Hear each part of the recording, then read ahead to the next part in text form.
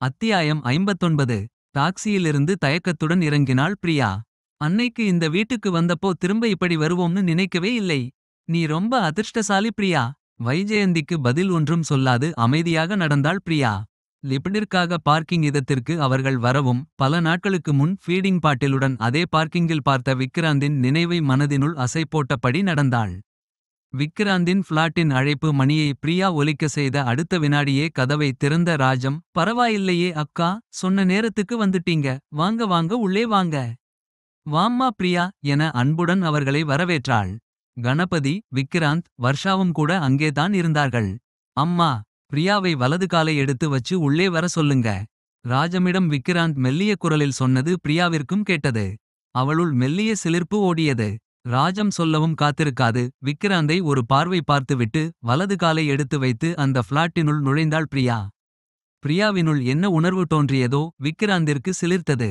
அவனின் வருங்கால மனைவி பார்த்த அந்த ஒரு நொடிக்கும் குறைவான பார்வை மனதை மயக்க புன்னகையுடன் நின்றான் அவன். பிரியா, நீ லீவ் போட்டுடு. இன்னும் 3-4 ஒர்க்கிங் டே தானே இருக்கு. நீ வெயில்ல அலைய வேண்டாம் என்றாள் ராஜம். இல்லை அத்தை என்று பிரியா தயக்கத்துடன் தொடங்கவும், பிரியா, பெரியவங்க சொன்னால் கேட்கணும் என்று இடைமறித்து சொன்னாள் வைஜெயந்தி. இருங்க அக்கா, அவ சொல்லட்டும். என்ன பிரியா? ஹையர் செகண்டரி கிளாஸ் இல்லையா அத்தை? பிளான் செய்யாமல் லீவ் போட முடியாது என இப்போதும் தயக்கத்துடனே சொன்னாள் பிரியா. இவ்வளவு தானா? நான் ஜெயந்தி கிட்ட பேசுறேன். ஜெயந்தி எனக்கு நல்ல ஃப்ரெண்ட். அவ புரிஞ்சுப்பா. நீ கல்யாணத்துக்கு உன் ஃப்ரெண்ட்ஸை இன்வைட் செய்யணும்னா ஃபோன் செய்து இன்வைட் செய்துடு. மம். சரி அத்தை என பிரியாவும் ஏற்றுக்கொண்டாள். வர்ஷா மருத்துவமனைக்கு சென்றிருக்க பிரியா வைஜெயந்தி மற்றும் ராஜத்துடன் சமையலறை பக்கமே இருந்தாள். அத்தை, இந்த மிளகாயை என்ன செய்ய சொன்னீங்க?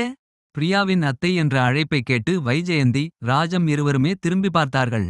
சற்றே சஞ்சலமான சில நொடிகளுக்குப் பின், அதை வெயில்ல காய வைக்கணும் பிரியா. பால்கனி பக்கம் இப்போ வெயில் இருக்கும், கொஞ்சம் காய வைக்கிறியா என்றாள் ராஜம். சரி அத்தை என்று பதிலளித்துவிட்டு மிளகாய் டப்பாவையும் சில செய்தித்தாள்களையும் எடுத்துக்கொண்டு நடந்தாள் பிரியா. அவள் பால்கனியை அடைந்தபோது அங்கே கையில் மொபைல் போனுடன் நின்று கொண்டு எதையோ வேடிக்கை பார்த்து கொண்டிருந்தான் விக்ராந்த். அவனை அங்கே பார்த்து திடுக்கிட்டாலும் கண்டு கொள்ளாதது போல காண்பித்துக் கொண்டு செய்ய வந்த வேலையை தொடங்கினாள் பிரியா. அரவம் உணர்ந்து திரும்பிய விக்ராந்தின் கண்கள் பிரியாவை அங்கே பார்த்ததும் மின்னியது. அவனின் அழுத்தமான பார்வை அவளின் மீதே இருந்தது. பார்வையை திருப்ப விரும்பாதவனாய் பார்த்தபடி நின்றான். தலையை குனிந்தபடி மிளகாயை செய்தித்தாளில் பரப்பிக் கொண்டிருந்த பிரியாவிற்கு தலையை நிமிர்த்தி பார்க்காமலே விக்ராந்தின் பார்வை புரிந்தது. அந்த வீட்டினுள் நுழைந்த வினாடியிலிருந்து மனதினுள் ஏற்பட்டு கொண்டிருந்த அதே ஒரு விதமான இன்ப படபடப்பு அதிகமாகி அவளின் இதயம் தாறுமாறாக அடிக்க துவங்கி இருந்தது. ஆனால் அதை காட்டிக்கொள்ளாமல் இருக்க முயன்றபடி வந்த வேலையை தொடர்ந்தாள். அவளை விட்டு தள்ளி சிறிது இடைவெளி விட்டு அவளைப் போலவே அமர்ந்த விக்ராந்த், ஹேய் செல்லம் என்றான். பிரியா நிமிர்ந்தும் பாராமல் வேலையை தொடர்ந்தாள். வலது காலை எடுத்து வச்சு வந்து கூடவே ஒரு மயக்கும் பார்வையும் தந்து என்னை அப்படியே மயக்கிட்ட என் செல்லம். உதடுகளை கடித்தபடி தன் உள்ள பரபரப்பை காட்டிக்கொள்ளாமல் டப்பாவினுள் வேறு மிளகாய் இருக்கிறதா என்று தேடிய பிரியா அங்கே இருந்த 2 மிளகாய்களை கையில் எடுத்தாள். உன் கையில் எது எடுத்தாலும் சிவந்து மின்னுது. சிவப்பு மிளகாய் சிவந்து மின்னாமல் வேறெப்படி மின்னும் என்ற கேள்வியுடன் விக்ராந்தை ஒரு பார்வை பார்த்த பிரியா அவனின் மந்தகாச புன்னகையை கவனித்துவிட்டு பார்வையை திருப்பினாள். கையில என்ன செல்லம், ஆப்பிளா? மீண்டும் விக்ராந்த் பக்கம் பார்த்தவள் கையில் இருந்த மிளகாய்களை காட்டினாள். அதை லபக்கென்று அள்ளிக் கொண்டவன், தேங்க்ஸ் டியர் என்றபடி அதை வாயினுள் போட்டான். ஐயோ, அது மிளகாய். அவளின் பதற்றத்தை ரசித்தவன், நான் தான் சொன்னேன்ல, உன் கையில பார்த்தப்போ ஆப்பிள் போல இருந்ததுன்னு என்றான் காதலுடன். உன்னை திருத்தவே முடியாது என்பது போல ஒரு பார்வை பார்த்துவிட்டு அங்கிருந்து நகர்ந்து சமையலறைக்கு சென்றவளுக்கு என்ன ஆனாலும் மனம் கேட்கவில்லை. பிரியா, மிளகாயை காய வச்சுட்டியா? இந்த வெங்காயம் கொஞ்சம் கட் செய்யேன் என்ற ராஜமிடம், இதோ வரேன் அத்தை என்று சொல்லிவிட்டு ஒரு சிறிய டம்ளரில் நீரை எடுத்துக்கொண்டு நடந்தாள். இப்போது பால்கனியில் விக்ராந்தை காணவில்லை. சின்ன தயக்கத்திற்கு பின் அவனின் அறை நோக்கி நடந்தாள். சாத்தியிருந்த கதவை மெல்லிய தயக்கத்துடன் தட்டினாள்.